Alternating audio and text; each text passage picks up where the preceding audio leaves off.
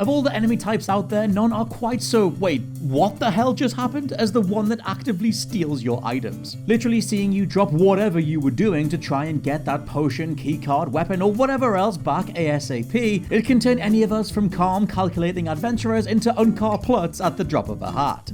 I'm Scott from WhatCulture.com, and these are 10 annoying video game enemies who stole your items. Number 10. Any Pokemon that can use Thief. Pokemon Gold/Silver. In the first generation of Pokemon, crime was only really done by Team Rocket, or you when you took stuff from people's houses, but nobody sane is going to complain about a 10-year-old stealing leftovers from a bin. Then the second generation of Pokemon emerged, and while it was dangerously close to perfect, it did one thing wrong, bringing crime into our hearts and movesets. Pokemon Gold and Silver saw the birth of the move Thief, and the beginning of a deep and profound sense of suffering for players who found themselves on the receiving side of it. As you might guess, the move Thief steals whatever item the opposing Pokemon is holding, which means it can be used to steal the items your team have equipped. You know, the ones that you specifically picked out for them and that only exist at that one point in the game.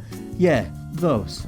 Number 9. Like-likes. The Legend of Zelda, Oracle of Ages. Like-likes have long been a pain for any Zelda fan, as they take and then eat your equipment. However, some games take this further than others. While the first Legend of Zelda only had like-likes steal your magical shields, they became increasingly more troublesome, in some other installments stealing any shield that you might have on your person. The most annoying of these, at least so far, comes in Oracle of Ages. This was the first Legend of Zelda that had these strange little creatures able to destroy all your possible shields, regardless of what they were. The annoying part of this is that obviously you kinda need a shield in a Zelda game. So when the one that you were using gets taken away and your only choice at this point is to go and purchase another from the local shop, well, you'd best have been holding onto some rupees just in case. Oh, and like-likes can steal and eat shields you don't even have equipped, because of course they can. Number 8. The Devourer. Alternate reality. The Devourer, as you might have guessed via the name, likes to eat a whole lot of things. It also likes to eat your things, although it still tries to maintain a moral compass. This thing might be a monster, but that doesn't mean it has to be the bad guy. Instead, the Devourer will only come and snack on your inventory if you have too many items, kinda like the manifestation of your friend and mine over encumbrance. In a sense, this creature could be doing you a massive favor, clearing out old items you were never gonna use anyway, but the sheer randomness of its approach means it can gobble up something important instead. Interestingly, on the coding side, the Devourer was implemented to stop the game from crashing. If the memory banks of your inventory were about to tank the whole thing, it's the Devourer to the rescue, accompanied by its own theme song. If only the Devourer came back in 2011 to save all those Skyrim players on PlayStation 3. Number 7. Dwarf. King's Quest 1, Quest for the Crown. In true King's Quest fashion, the dwarves you come across are a surefire way to have your game solidly and permanently ruined. That's because he will steal whatever treasure you have on you, which can often be the stuff that you need in order to win the game. Despite the charming nature of King's Quest, this immediately takes things from the realms of whimsical, rascally behavior into, actually, that's incredibly frustrating and legitimately gonna break my game. Instead of what should be a funny, entertaining NPC to avoid on the side, becomes a terrifying entity to steer clear of. Mess up and you run the risk of being booted to an old save, or possibly starting the whole game over again.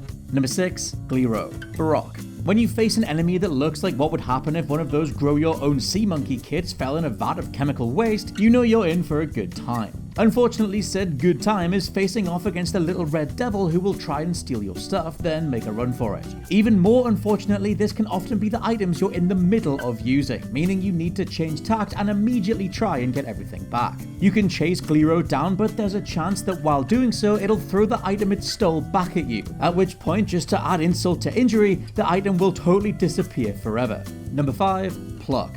Pokemon Mystery Dungeon, Gates to Infinity. Proving that everyone in Pokemon is on some level a criminal, Pokemon Mystery Dungeon has all your favorite pocket monsters steal everything you ever loved from you with a precious smile on their tiny faces. If you get hit by the move Pluck in the course of the game, you'll note that this lets the attacking Pokemon steal any random edible item. So what's the big deal? Well, different to the thief option from earlier, berries in Mystery Dungeon are way more important than anything else. They let you fully heal a Pokemon, or in the case of Reviver Seeds, get used to bring you back to life. These latter seeds take focused effort to get, meaning that if you're in a place with a ton of creatures who can all use Pluck, your wealth of supplies can be dwindled down to nothing before you've even reached the boss of that stage. Number 4. Rat Thieves. Borderlands 2.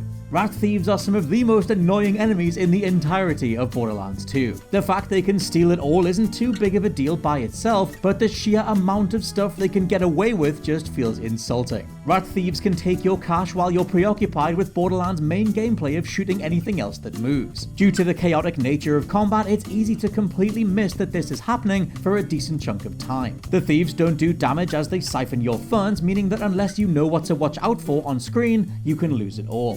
In the later stages of the game, this can result in astronomical amounts of cash being snatched. You do get a chance to rescue some missing money at one point, but if you don't catch these pesky rascals before they depart and put their gains away, it's gone forever. Number 3. Klepto the Condor, Super Mario 64.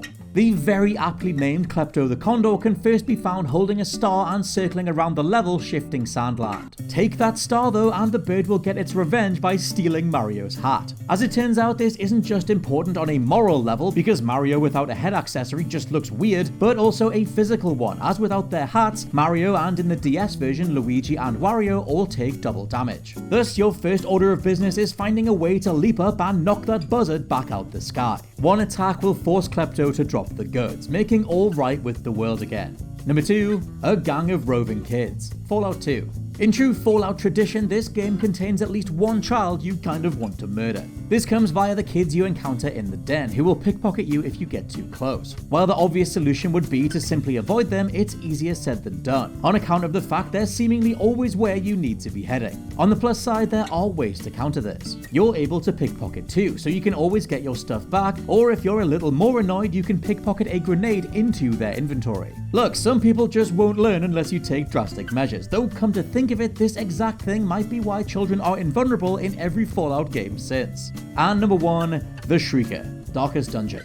The Shrieker is an enemy that is equal parts incredibly annoying and incredibly fun to take down once you've figured out Darkest Dungeon. The creature has a chance to steal 8 separate trinkets from you at any time after day 48 of the campaign. This can prove a massive problem since many of these items are invaluable, and were gotten as a reward from defeating some already super challenging bosses. While all very arduous and annoying, Darkest Dungeon does then trigger a quest to chase down the monster and get your stuff back. Only there's an extra layer of challenge, as after 4 rounds have passed, the Shrieker will use a move that does 50 stress damage to all your heroes, putting them in a near-death state before flying off. To be fair, it does also leave your items behind, so maybe it's all worth it, but going through all of this just to reclaim your gear is one hell of a slog, and it can go so much worse. And those are just a handful of various NPCs who stole your items. Let me know which others you love to hate down in the comments, and please check out the WhatCulture Gaming Podcast. For now, I've been Scott from WhatCulture.com, and I'll catch you soon.